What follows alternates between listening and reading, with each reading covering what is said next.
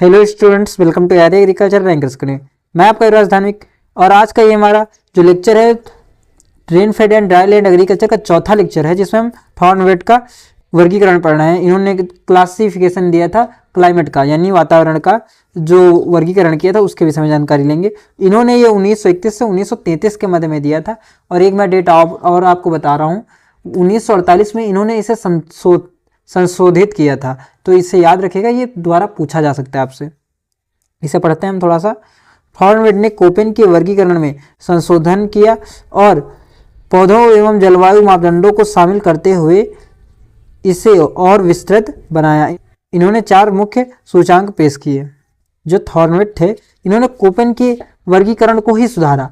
मैंने जब आपको कोपेन के मेरिट्स बताए थे, कोपेन क्लासिफिकेशन के मेरिट बताए थे, उसमें मैंने बताया था ये कि अपडेटेबल है, यानी संशोधित किया जा सकता है। तो ये उसकी विशेषता थी जो इन्होंने यहीं पर लागू किया। तो पहला जो सूचांक है उसके बारे में हम देखते हैं। तो पहला सूचांक था इनका वर्षा प्रभावशीलता सूचांक, ठीक है। और इस सूचांक को निम्नलिखित सूत्र द्वारा मापा जा सकता है। इसका एक सूत्र है PEI, ठीक है। PEI बराबर P/E × 100, ठीक है। इस सूत्र को याद रखिएगा, ये भी 1 मार्क्स में पूछे जा सकते हैं और काम आते हैं। जहां पर जो P का होता है कुल मासिक वर्षा होती है, यानी एक माह में कितनी वर्षा हुई है वो होता है, और E होता है कुल मासिक वाष्पोत्सर्जन, यानी कि एक माह में कितना जल वाष्पीकृत हो गया है। अब इस इंडेक्स के थोड़ा सा आगे जानते हैं। अब वो एक सारणी दी थी इन्होंने, उस सारणी को पढ़ लेते हैं।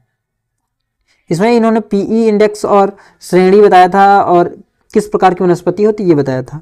तो श्रेणी में इन्होंने A मैंने बताया कि उनके कोपेन के अनुसार है, तो A इन्होंने वेट रखा और इसकी जो PE वैल्यू थी वो 127 से अधिक थी। और यहाँ पर जो वनस्पति का प्रकार था वो वर्षावन थे। जो B है वो है ह्यूमिड को रिप्रेजेंट करता है और यहाँ इसकी वैल्यू होती है PE की 64 से 127। यहाँ पर फॉरेस्ट यानी वन पाए जाते हैं। C होता है सब ह्यूमिड, ठीक है। यहाँ पर 32 से 63 याद रखिएगा घास भूमि पाई जाती है। और D जो होता है वो सेमी एरिड एरिया होता है, जो कि 16 से 31 इसकी वैल्यू होती है। और इसमें जो पाए जाते हैं टेपी टाइप के वनस्पतियां पाई जाती हैं। नंबर E पर आता है एरिड, 16 से कम होता है इसका PE।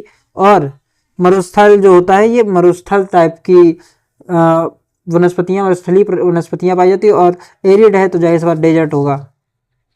मैंने बताया था 4 दिए थे इन्होंने सूचांक, उसमें से दूसरा पहला हमने पढ़ लिया, दूसरा पढ़ते हैं।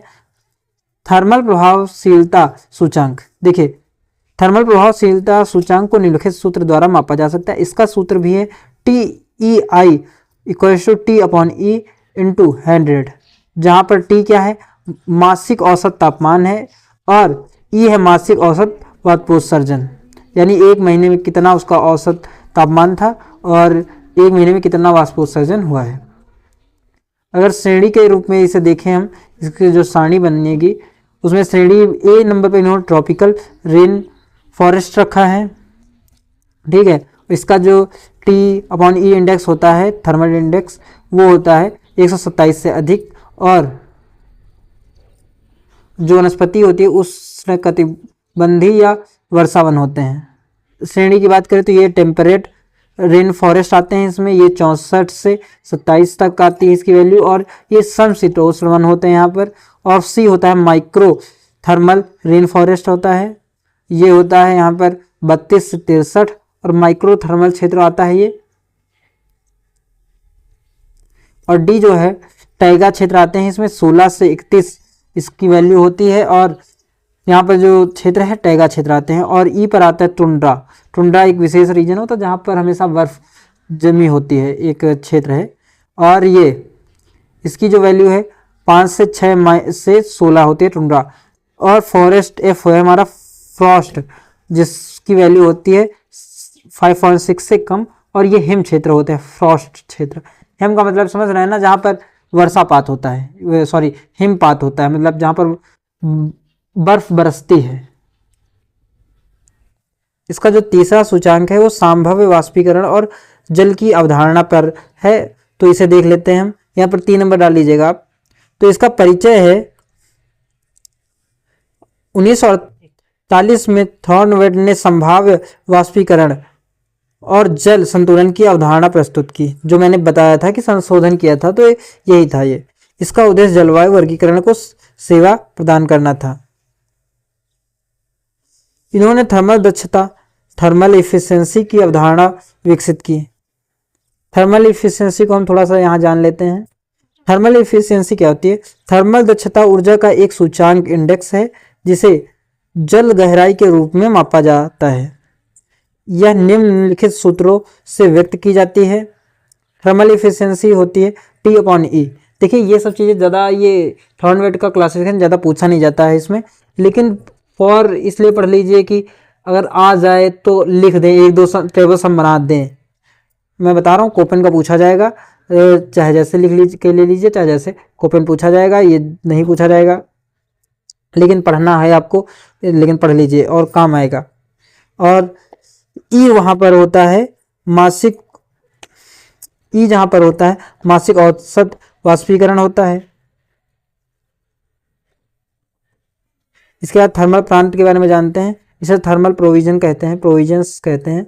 इसे वार्षिक थर्मल दक्षता और इसकी ग्रीष्मकालीन विचारणा के आधार पर थर्मल प्रांत वर्गीकरण किए गए हैं। थर्मल प्रांत और उनका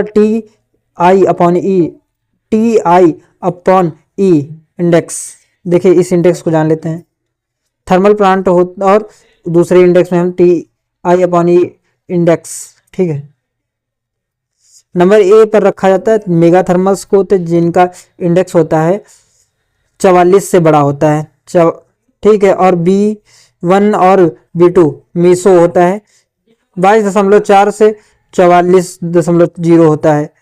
और तीसरा होता है C1, ये होता है C1 और C2 ये माइक्रो होते हैं, ये 11.2 से 22.4 होता है। डी पर टुंड्रा आता है जिसकी वैल्यू होती है 5.6 से 11.2। एफ पर आता है स्थायी ठंड जिसकी वैल्यू होती है 5.6 से कम, ओके। इसका जो चौथा सूचांक है वो मॉइस्चर एडिक्वेट इंडेक्स है, MAI, ओके। इसका जो सूत्र होता है ये आप ऐसे समझिए, P- पेट होता है और अपॉन में P/T होता है, ठीक है। जब इसे भाग कर देंगे तो इसका ये दोबारा से बन जाता है P/पेट -1 × 100, ओके।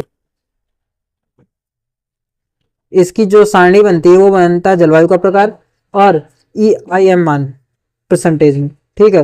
ए पर आता है पर ह्यूमिड होता है जो कि 100 या 100 से अधिक जिसकी वैल्यू होती है ह्यूमिडिटी पर, ठीक है। और B4 आता है, इस पर ह्यूमिड होता है, ये 80 से 100 होता है। और इसके B3 होता है, ये भी ह्यूमिड होता है और ये 60 से 80 होती है। B2 आता है, ये भी ह्यूमिड में आता है और 40 से 60 होती है इसकी वैल्यू। और B1 ह्यूमिड होती है, ये 20 से 40 होती है। और उसके बाद C2 आता है, ये मॉइस्ट सब ह्यूमिड होता है, 0 से 20 होता है। उसके बाद C1 आता है, ड्राई सब ह्यूमिड होता है, ये -33.3 से 0 होता है। और डी पर होता है सेमी एरिड, ये -66 से ये -66.7 से -33.3 होता है। और ई पर आता है एरिड क्षेत्र जो होता है -100 से -66.7। धन्यवाद। आप हमारे चैनल को सब्सक्राइब करिए, इस पर ज़्यादा ध्यान देने की जरूरत नहीं, ये बस थोड़ा थोड़ा सा इसकी टेबल से याद कर लीजिए और ये ज़्यादा पूछा नहीं जाता, इसकी कोई फिक्र करने की ज़्यादा आवश्यकता नहीं है। लेकिन इनके सूत्र याद रखिएगा, इससे पूछे जा सकते हैं।